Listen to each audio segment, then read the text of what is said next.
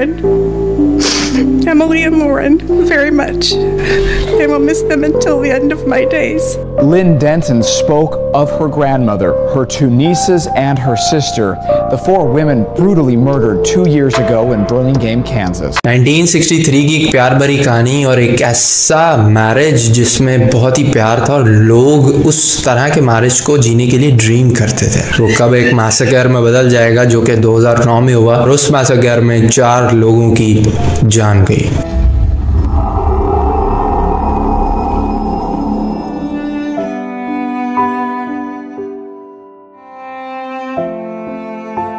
ये कहानी है जेम्स क्रेग और कैरन की। 1963 में जेम्स एक इंजीनियरिंग स्टूडेंट था, फाइनल ईयर का। उसको अपने कॉलेज में फर्स्ट ईयर की एक गिटारिस्ट लड़की पसंद आ जाती है। किसी इवेंट में वो मिलते हैं और वहां से उनकी बात होते होते वो एक रिलेशनशिप में आ जाते हैं। ठीक कॉलेज के 2 साल बाद वो शादी कर लेते हैं कोलोराडो में, जहाँ उनकी पहली बेटी जिसका नाम एमिली है उसकी पैदाइश होती है। ये वो एक टॉप नॉच स्टूडेंट होते हैं, दोनों एम्बिशियस होते हैं और गोल्स होते हैं उनके बड़े बड़े। वो इकट्ठे होते हैं तो वो और ज्यादा एम्स को फोकस में लाते हैं, गोल्स को फोकस में लाते हैं और मनी ओरिएंटेड भी कहीं ना कहीं हो जाते हैं। जेम्स क्योंकि इंजीनियरिंग का एक टॉप नॉच स्टूडेंट था तो उसको टेक्सास में एक बहुत ही अच्छी जॉब अपॉर्चुनिटी मिलती है इन 1999। तो वो अपनी फैमिली के साथ टेक्सास में मूव कर जाते हैं। तकरीबन 1-1.5 साल के अंदर जेम्स इतने पैसे कमा लेता है कि वो एक बड़ा सारा मैंशन खरीद लेता है और अपनी फैमिली को उसमें प्रॉपर लग्जरी प्रोवाइड करता है। टाइम गुजरता है और उनके 2 बच्चे और होते हैं, एक लॉरेन और एक शॉन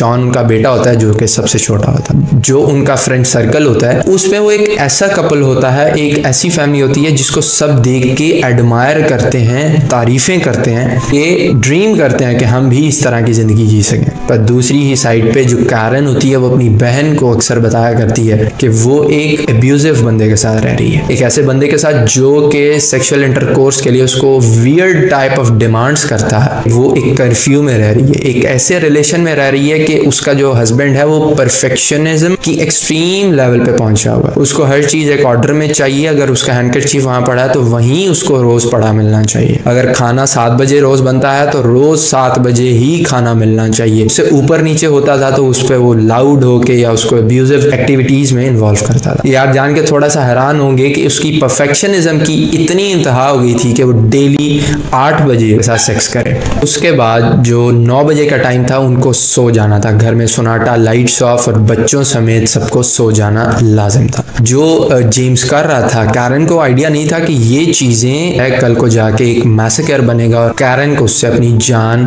गंवानी पड़ेगी। कैरन कहीं ना कहीं आके इस चीजों से थक रही थी। कैरन को एक सर्टेन अमाउंट ऑफ अलाउंस दिया करता था जेम्स, घर की ग्रोसरी के लिए और चीजों के लिए, बच्चों के एजुकेशन के जो एक्सपेंसेस हैं उनके लिए। और उससे कभी अगर कैरन ऊपर नीचे कुछ पैसे मांग लेती थी तो जेम्स का यही जवाब होता था कि that is not my headache, ये तुमने करना है, तुम्हें मैंने मंथली इतना हिसाब किताब दे दिया था। अगर हम यहाँ देखें तो जेम्स को सेक्सुअल ऑब्सेशन भी थी, जेम्स को परफेक्शनिज्म का कीड़ा भी था, वो डोमिनेंट आना चाहता था और वो डोमिनेंट था भी। कैरन ने क्योंकि कभी उसको इनकार नहीं किया था किसी भी चीज पे, उसकी किसी भी डिमांड पे जो अपने पार्टनर के साथ वो करता था। जेम्स के लिए वो परफेक्ट रिलेशन था पर कैरन के लिए वो एक अजाब था, वो एक हेल में रह रही थी। बट कैरन को अपने बच्चे अजीज थे तो कैरन को उन सब डिमांड्स को पूरा करना पड़ता था ताकि उसका घर बच सके। सारे सेक्सुअल टॉर्चर्स, वो एब्यूज, वो मार पिटाई उसको सहनी पड़ रही थी सिर्फ कि उसके बच्चों का जो फ्यूचर है वो सिक्योर है। अब इन चीज़ों से डिस्ट्रैक्शन के लिए कैरन ने डिसाइड किया कि वो बेकिंग किया करे, क्योंकि उसकी बेकिंग बहुत अच्छी थी। वो बेकिंग करना स्टार्ट करती है और उसी के साथ साथ वो उनको सेल भी करती है। उससे वो कुछ पैसे इकट्ठे करती है और उन पैसों को अपने बच्चों पे लगाती है, अपनी छोटी छोटी एक्टिविटीज़ पे लगाती है। तो वो डिसाइड करती है कि मैं थोड़ी सी और डिस्ट्रैक्शन के लिए एक जिम ज्वाइन करती हूँ। टेक्सास में एक पावर हाउस नाम का एक जिम है, उसको ज्वाइन करती है और विद इन फ्यू टाइम, क्योंकि वो बड़ी अच्छी उसकी पिकिंग पावर होती है, वो अच्छे से उन चीज़ों को सीख लेती है। कैरन को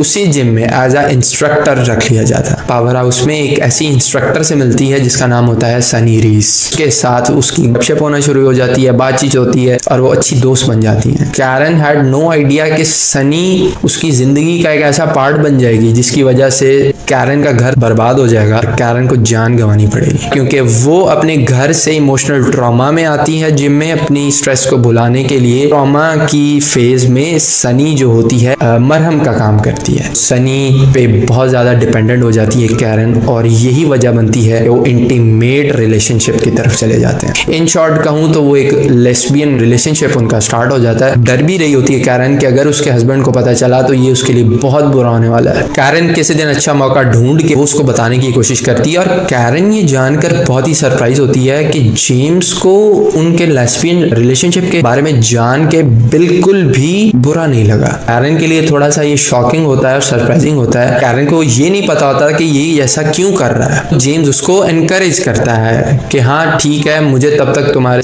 रिलेशन से, तुम्हारी पार्टनर से या तुम्हारी जिम से नहीं प्रॉब्लम होगी जब तक तुम मेरे डिजायर जो घर की हैं वो पूरी करती रहो, टाइम पे घर आती रहो। कैरन को थोड़ा सा यहाँ एनकरेजमेंट मिल जाती है, वो अपना जिम ज्वाइन रखती है। ऑलमोस्ट काफी साल गुजर जाते हैं और सब ऐसा ही चलता रहता है। अचानक जेम्स को इंटरेस्ट आ जाता है थ्रीसम टाइप ऑफ एक्टिविटी में वो इन्वॉल्व हो अपनी वाइफ और उसकी पार्टनर के साथ। कैरन को इस चीज का बताता है, डिमांड करता है, डिमांड से अच्छा मैं वर्ड यूज करूं, ऑर्डर करता है, तुम अपनी पार्टनर को एग्री करो, we will be involved in a threesome activity, threesome intercourse. तो ऑब्वियसली वो इनकार करती है कि ऐसा नहीं होगा, ऐसा नहीं करना चाहूंगी। जेम्स वो खुद सनी को अप्रोच करने की कोशिश करता है, उसको गिफ्ट्स भेजता है, उसको फ्लावर्स भेजता है। उसके बाद भी सनी बिल्कुल ही इनकार करती है, रिजेक्ट करती है उसके प्रपोजल को। अब ये चीज जेम्स को बिल्कुल भी हजम नहीं होती कि उसको कभी भी ना सुनने की आदत नहीं थी। जेम्स जब ना सुनता है अपनी वाइफ की तरफ से और सनी की तरफ से, उसका जो डोमिनेंसी का एक फैक्टर बना होता है उसको बहुत ज्यादा हिट होता है। जो एब्यूजिव बिहेवियर होता है, जो उसका मॉन्स्टर होता है अंदर का, उसको जगा देता है। जेम्स कैरन को फोर्स करने लग जाता है कि तुम्हें ये रिलेशन छोड़ना है। सोचता है कि मैं अपनी बीवी को इसी तरह इससे पीछे कर सकता हूँ कि हम सिटी चेंज कर लें। अपनी पूरी फैमिली को उठाता है, टेक्सास से किसी और सिटी में मूव कर लेता है। दिसंबर 31, 2008 को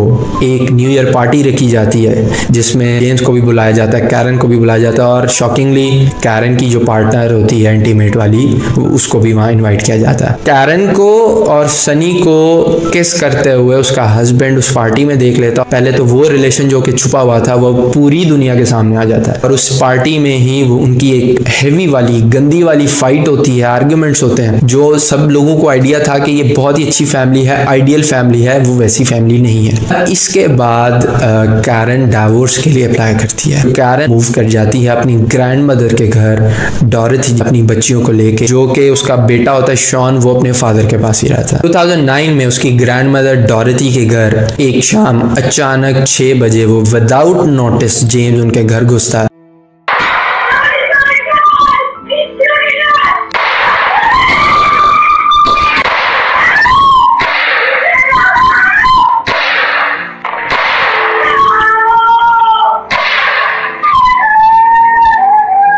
घर घुसने के बाद 4 लोगों को मार देता है। शॉर्ट गन के साथ सबसे पहले उसकी ग्रैंड मदर डॉरेथी को मारता है। डॉरेथी के बाद कैरन उसको शॉट करता है, और उसके बाद अपनी दोनों बेटियों को भी शॉट करता है। उसका जो बेटा शॉन था, जो सबसे छोटा था, वो उस घर में मौजूद है और वो इस सब किलिंग्स को देख रहा है। वो घर से भाग जाता है। वो उसका बेटा शॉन अपने नेबर्स के घर में जाता है और लोगों को बताता है मेरे फादर ने मेरी ग्रैंड मदर, मेरी बहनों और मेरी माँ को मार दिया है, तो आप प्लीज पुलिस को बुलाएं। पुलिस जब आती है तो उनको पता लगता है कि लॉरेन अपस्टेयर पे है और उसकी आवाजें, स्क्रीम्स वो नीचे तक सुन सकते हैं। उसके पास जाते हैं और उसको बैंडेजेस वगैरह लगाते हैं और वो चिल्ला रही होती है कि मुझे नहीं मरना, मुझे नहीं मरना। I know. Don't move. I don't want to die. I'm gonna take care of you, okay? Make me alive. इसी ड्यूरेशन में उन चारों की डेथ हो जाती है। ग्रैंड मदर की डेथ जो होती है वो तकरीबन 4 दिन के बाद होती है, बट उसकी 2 बेटियां और कैरन एट द स्पॉट उनकी डेथ हो जाती है। जेम्स क्योंकि भागा होता है तो इसको देखा जाता है किसी रोड पे, कोई रिपोर्ट करता है कि ये अपनी शॉटगन और ट्रक के साथ कहीं देखा गया, इसके पीछे पुलिस जाती है और इसको वहां पकड़ लिया जाता है। प्रॉपर ट्रायल्स होते हैं सुप्रीम कोर्ट में और पता लगता है कि इसको इंसेन करार दिया गया है कि ये जहनी तौर पर ठीक नहीं है, बट जो प्रोसिक्यूशन थी उन्होंने प्रॉपर फाइट किया और ये बताया कि अगर ये इंसेन ही था तो ये खुद को और अपने बेटे को क्यों नहीं मारा। इसको ग्रज तो था अपनी पूरी फैमिली के साथ, तो जब इसको पूछा गया तो ये बताता है जो इसका बेटा है वो भी छोटा है, उसकी परवरिश ये ठीक से कर सकता है, वो इसके हाथ से वो फीमेल जो थी निकल गई थी तो इसलिए इसको अब मार देना चाहता था, तो बेटे को इसलिए छोड़ दिया कि उससे इसका लगाव था। इन एविडेंसेस की बेस पे, उसके बेटे के जो कन्फेशन की बेस पे और उसकी इंसेनिटी को गलत प्रूव करने की बेस पे उसको sentence to death supreme court की तरफ से ऑर्डर कर दिया जाता। Kaler showed no emotion today as he heard his fate. The execution sentence comes as retribution for the shooting deaths of 4 family members. Court at this time sentences the defendant for the crime of capital murder to death. James Craig Kaler opted not to speak on his own behalf and even asked if he could leave the room to avoid hearing the victim impact statements. Chief Judge Philip Fromm ordered him to stay. ये कहानी थी James की, जो कि प्यार तो करता था पर उसका प्यार इतना टॉक्सिक हो गया था कि उसकी बीवी को जाके बाहर कंडोलेंस लेने की जरूरत पड़ गई, और उसी कंडोलेंस का जब उसे पता लगता तो वो एक मैसेकर में 4 लोगों की जान ले लेता। माज़ ज़ाहरी की इसी कहानी के साथ आज मुझे इजाज़त दीजिए, मिलेंगे आपसे अगली वीडियो में।